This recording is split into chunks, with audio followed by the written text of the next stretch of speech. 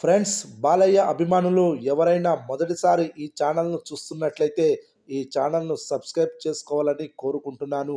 ఎందుకంటే బాలయ్య సినిమాల గురించి ఏ చిన్న అప్డేట్ వచ్చినా ఈ ఛానల్లో అప్డేట్ చేస్తాను. మీకు డైరెక్ట్గా నోటిఫికేషన్ రూపంలో రావడం జరుగుతుంది. ఈ ఛానల్ గ్రోత్ కూడా పెరుగుతుంది. ఈ ఛానల్ను సపోర్ట్ చేయాలని కోరుకుంటున్నాను. ఈ వీడియో మొదటి నుండి ఎండ్ వరకు చూడండి, లేకపోతే అర్థం కాదు.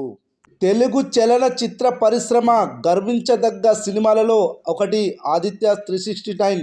కేవలం love stories, family dramas, mass cinemas ఇండస్ట్రీని ఏలుతున్న రోజుల్లో టైమ్ మిషన్ లాంటి అద్భుతమైన సైన్స్ ఫిక్షన్ కథతో సినిమా రావడం అనేది అప్పట్లో ఒక అద్భుతం.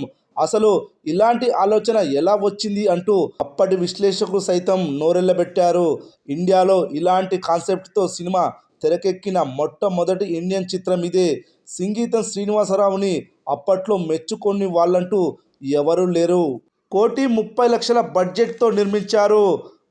రూపాయలు ప్రస్తుతం 100 కోట్లతో సమానం. 7,50,00,000 షేర్ వసూళ్లను సాధించింది. అంటే ఈ రోజుల్లో 500 కోట్లకు పైమాటే. అలా బాక్సాఫీస్ వద్ద భారీ విధ్వంసం సృష్టించాడు బాలయ్య.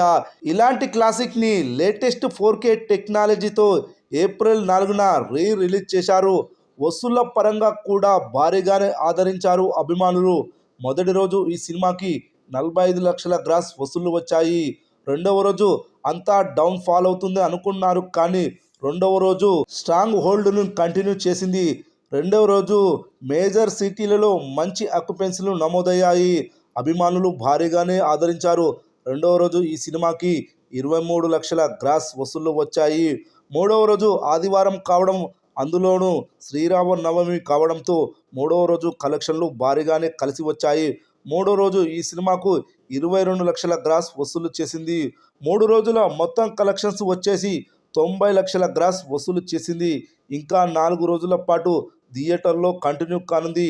ఫైనల్గా ఈ సినిమా 1 కోటికి పైగా కలెక్షన్లు రాబడుతుందని తెలుస్తుంది. చూడాలి మరి ఫైనల్ రన్లో ఎంత కలెక్షన్లు వసూలు చేయనుందో ఆదిత్య 369 మూవీ.